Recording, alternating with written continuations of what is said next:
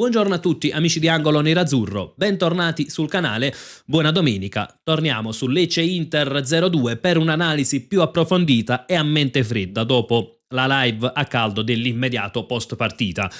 È stata una vittoria quella che è maturata a Via del Mare, che ha dimostrato ancora una volta che l'Inter è una grandissima squadra. Una vittoria ottenuta sfruttando tutte le armi a disposizione e il calcio d'angolo in questo momento è un'arma per l'Inter, è la squadra che segna di più da queste situazioni. Vittoria ottenuta grazie ad una grande gestione, con Chivu che ha indovinato tutti i cambi, e tra i cambi indovinati ci metto assolutamente anche quello di Andy Diouf, da squadra che, consapevole della propria forza, non si è scomposta contro un Lecce che si stava difendendo bene. Infatti il gol poi è arrivato quando mancava un quarto d'ora più recupero alla fine, e soprattutto da squadra che riesce a far fronte alle assenze. Ecco, ieri l'Inter è sceso in campo a Lecce senza Dumfries, Barella, Çalhanoğlu, Lautaro, 4 calciatori che sarebbero titolari in qualsiasi squadra di Serie A, eppure è stato un Inter che ha vinto ed ha meritato la vittoria, che comunque ha messo sotto l'avversario, che è riuscita a sopperire alle assenze. Non dico che non si siano viste, perché è chiaro, sono 4 giocatori importantissimi, ovvio, qualsiasi squadra soffrirebbe delle assenze del genere, però è un Inter che riesce comunque a continuare la sua marcia nonostante le indisponibilità. Dal punto di vista invece della partita in sé, è stato un Inter che forse ha faticato un po' a sbloccare il risultato, anche perché chiaramente mancava un po' di brillantezza, ma è anche come dire, comprensibile visto il periodo, partita che capita dopo la trasferta di Bodo, che è stata complicata sia per il risultato, sia dal punto di vista climatico, sia per il terreno di gioco, e chiaramente periodo in cui in qualche ruolo abbiamo poche alternative visto le indisponibilità. Però insomma è stato poi un Inter che alla fine ha strameritato i 3 punti. Andiamo anche alla lavagna tattica e quindi analizziamo un po' che partita è stata sia da una parte che dall'altra. Iniziamo proprio dal Lecce, ecco cosa faceva sia in fase di possesso sia in fase di non possesso. In fase di possesso il Lecce costruiva con i 2 centrali che si allargavano. Ovviamente alla lavagna abbiamo Siebert perché Gaspar è uscito dopo pochissimi minuti di gioco, quindi mettiamo direttamente Siebert. I 2 terzini un po' più alti e c'erano Ramadani e Koulibaly che erano praticamente in linea con i terzini mentre Gandelman avanzava. Lo scopo del Lecce non era quello di costruire palla a terra, ma quello di lanciare, quindi di arrivare rapidamente dalle parti degli attaccanti. Infatti i calciatori dell'Inter avevano sì i loro riferimenti, ma non era un pressing estremo. Per esempio i 2 attaccanti avevano come riferimento i 2 difensori, ecco forse più corretto metterli così. Avevano i 2 difensori, magari c'erano gli esterni che appunto avevano i terzini avversari come riferimento e c'erano i centrocampisti che insomma avevano il riferimento dei centrocampisti avversari. Parlo di riferimenti perché non era proprio un pressing uomo su uomo, tanto è vero che lo stesso Chivu non ha chiamato il pressing sul portiere quando Falcone era in possesso di palla, perché, testuali parole riportate in telecronaca, Chivu ha affermato tanto lanciano lungo, e infatti quello era lo scopo del Lecce. Palla in difesa e lancio lungo a sfruttare la fisicità degli attaccanti, con Gandelman che appunto si alzava a fare quasi da trequartista o da seconda punta. Dopodiché come sfruttava, quindi già questo primo aspetto l'Inter lo ha fatto bene, inutile andare a pressing forse altissimo quando il Lecce lanciava comunque lungo, pressing o senza. Dopodiché come sviluppava l'azione il Lecce? Era un Lecce che sfruttava molto le corsie esterne, soprattutto con le avanzate del terzino lato palla, e sfruttando molto anche la fascia destra, dove Vega per esempio andava in sovrapposizione su Pierotti quando l'azione si sviluppava da questo lato, e Gandelman che spesso andava un po' a supporto di quella corsia. Ecco, Pierotti rispetto a Sottil è più un esterno da tutta fascia, poi andremo a vedere anche in fase di non possesso, Sottil più da 1 contro 1, e anche lui partiva molto largo. Ovviamente quando l'azione si sviluppava a sinistra c'era l'avanzata di Gallo con Koulibaly che si inseriva. Ecco, in fase di possesso era un Lecce che portava anche linee abbastanza alte, però il punto qual è stato? Che i difensori dell'Inter hanno fatto una partita eccezionale, sia Bissek sia Bastoni, insomma anche nei duelli mai saltati, sempre molto attenti. Stessa cosa possiamo dire con De Vrij che Dira, con De Vrij che ha preso un cartellino giallo, però insomma per una mezza simulazione di Khedira, o forse una simulazione completa, poi dopo ci arriveremo anche all'aspetto ambientale. Inter che quindi comunque riusciva a disinnescare senza troppe difficoltà, direi, gli attacchi del Lecce, tanto è vero che poi il Lecce non ha fatto neanche un tiro in porta, statistiche alla mano.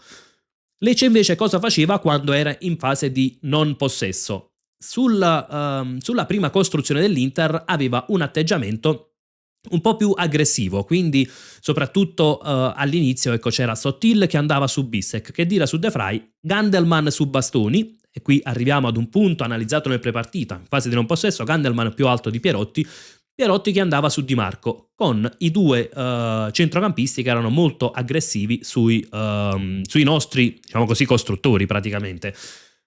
Cosa ha fatto l'Inter quando ha abbassato Zielinski stabilmente nella linea di difesa? Ovviamente ha mandato un po' più a vuoto il pressing del Lecce, perché con Zielinski che era diciamo posizionato nella sua classica posizione, Gandelman partiva dalla zona di Zielinski e poi andava su Bastoni.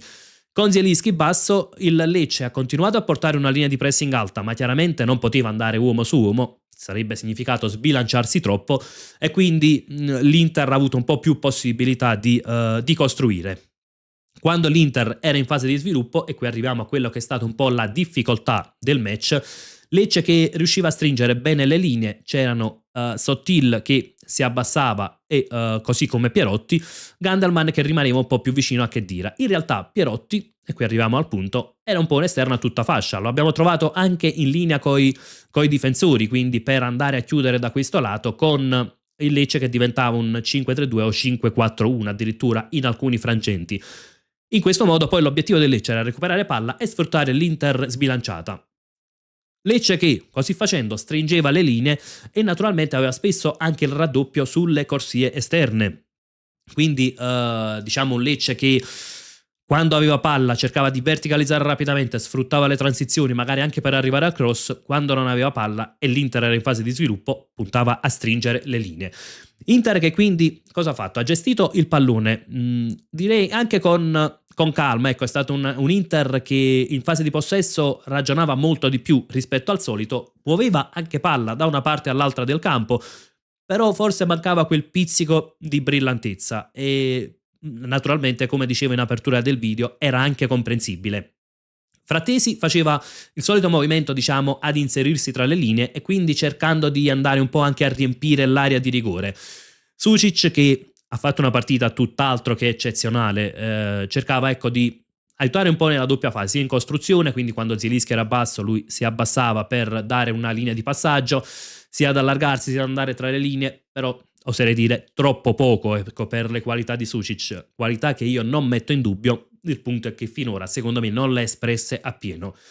Di Marco e Luis Enrique molto larghi per cercare appunto di allargare le maglie difensive del Lecce, Esposito naturalmente a far da centravanti, Thuram che faceva un movimento ad allargarsi, quindi andava molto a supporto delle corsie laterali, lo abbiamo visto più volte sulla sinistra, altre volte magari si allargava a destra. Il punto qual è stato sulla partita di Thuram? Secondo me, tatticamente, per movimenti, ha fatto anche una buona partita e non mi è sembrato un calciatore che non fosse determinato.